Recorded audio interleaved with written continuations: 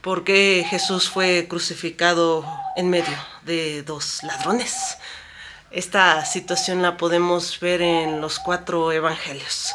En ellos se describe de diferentes formas cada uno de las perspectivas de los últimos segundos de esa vida terrenal de Jesús. Vamos a leer un versículo para irlo desglosando y para ello nos vamos a ir a Juan 19:18 y dice: y allí le crucificaron y con él a otros 2, uno a cada lado y Jesús en medio. Hay una situación muy interesante con la posición de Jesús en medio de 2 personas. Y no solamente 2 personas. Las escrituras los mencionan como 2 ladrones o 2 malhechores. Ha habido nuevas situaciones diciendo que inclusive esos 2 ladrones eran enjuiciados por las mismas causas que Jesús, ya que eran como igual reos políticos. Inclusive se dicen que eran parte de sus discípulos, aunque no era parte de los 12. Sin embargo, podemos entender a través de uno de los evangelios que nos da mayores detalles la aceptación de una culpa. Claro que estos 2 personajes conocían a Jesús, ya que Jesús era muy famoso en la región, y por ser muy famoso en la región conocían lo que se decía de él. Todos decían que era el Cristo, el Mesías, el Hijo de Dios. Sin embargo, precariamente muchos no lo pudieron observar, lo escuchaban de voces terceras. Sin embargo, vemos a 2 ladrones colgados, uno a cada lado. Esto ejemplifica justamente lo que hace Dios con nosotros, estando en medio de nosotros a cada momento, aunque no lo querramos ver, aunque inclusive nosotros no querramos admitirlo.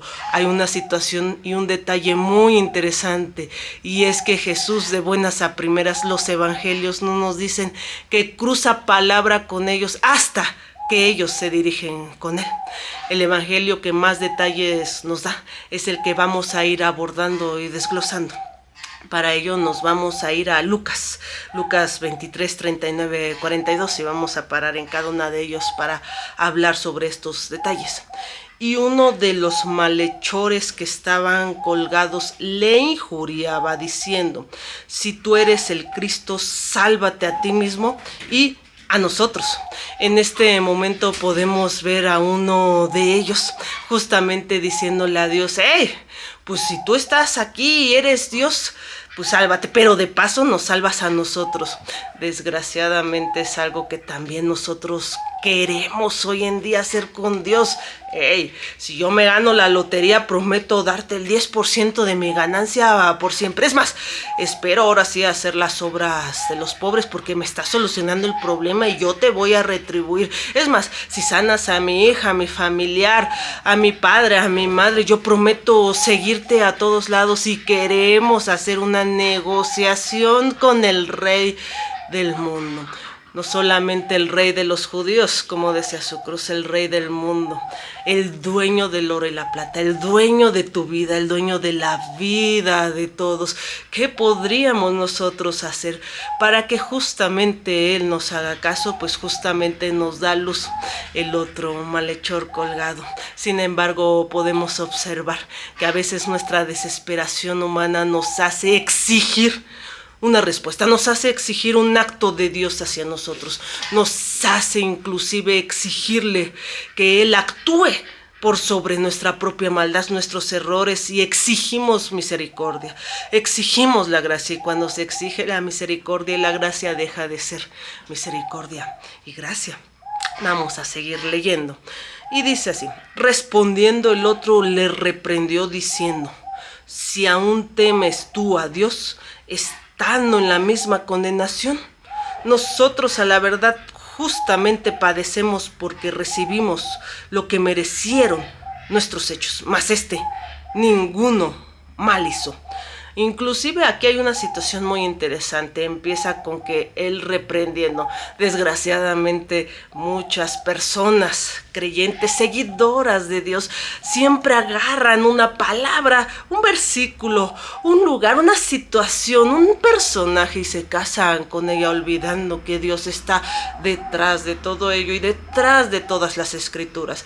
Por eso siempre les digo, hay que leer la Biblia por completo, los versículos, capítulos, toda ella para poder entender una situación, porque aquí podemos leer, dice, y le reprendió. Y muchos cristianos agarran y dicen, voy a reprender a todo lo que yo vea que está mal hecho en la ley, voy a reprender justamente todo lo que yo considero que está mal, porque aquí también vemos al ladrón reprendiendo. Es más, voy a reprender a los demonios, a los espíritus caídos, y voy a reprender porque yo estoy haciendo el bien con la bandera blanca de Dios. Y que creen, estamos mal. La única situación que siempre Dios dijo es, ustedes tengan amor por mí, tengan amor por los demás, y en ese momento ustedes entenderán muchas cosas.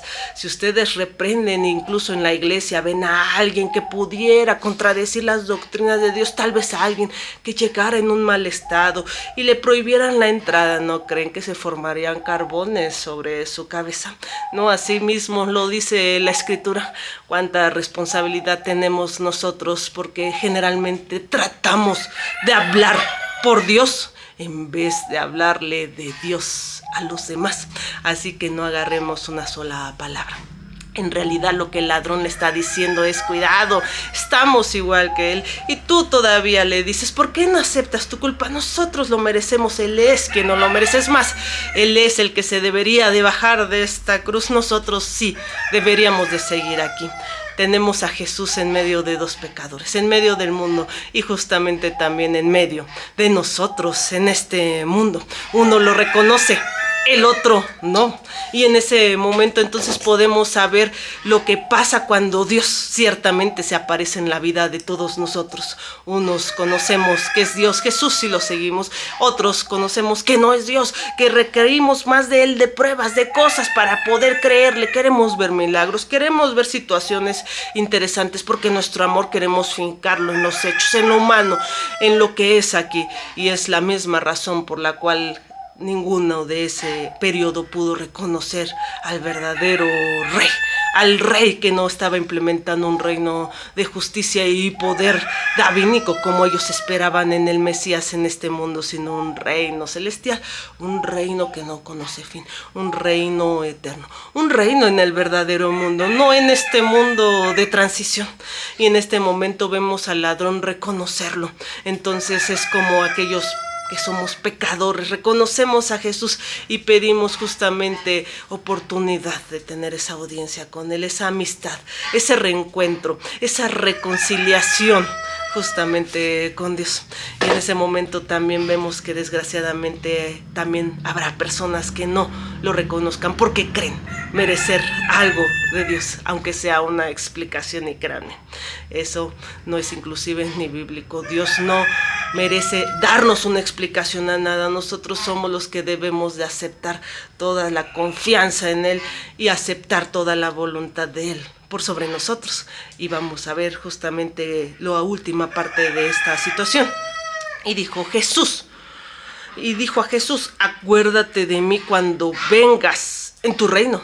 Es decir, no solamente esa persona, ese malhechor, ese ladrón, ese pecador como todos nosotros lo reconoció, sino también reconoció que el reino de Dios no es aquí. Inclusive muchas veces nos lo dijo Jesús, mi reino no es este. El que quiera tener y conservar su vida la va a perder, que es ese afán que nosotros siempre tenemos en esta vida, queriendo aumentar, queriendo tener, queriendo sanarnos, queriendo hacer todo, queriendo tener a nuestra familia por siempre. Y en ese afán nos olvidamos de Él, nos olvidamos de la verdad de su justicia, de su misericordia y por lo tanto de su gracia.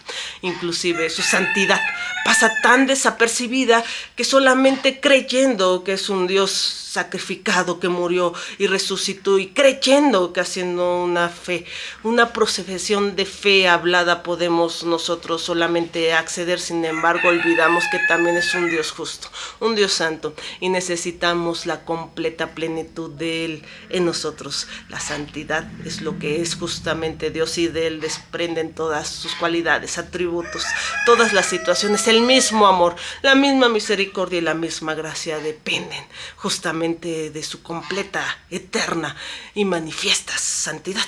En este momento vemos al ladrón diciendo, reconociendo el verdadero reino y diciendo, acuérdate de mí, aceptando a Dios con toda la voluntad de que lo que pasa en este mundo realmente es lo poco duradero y lo eterno es junto a Él.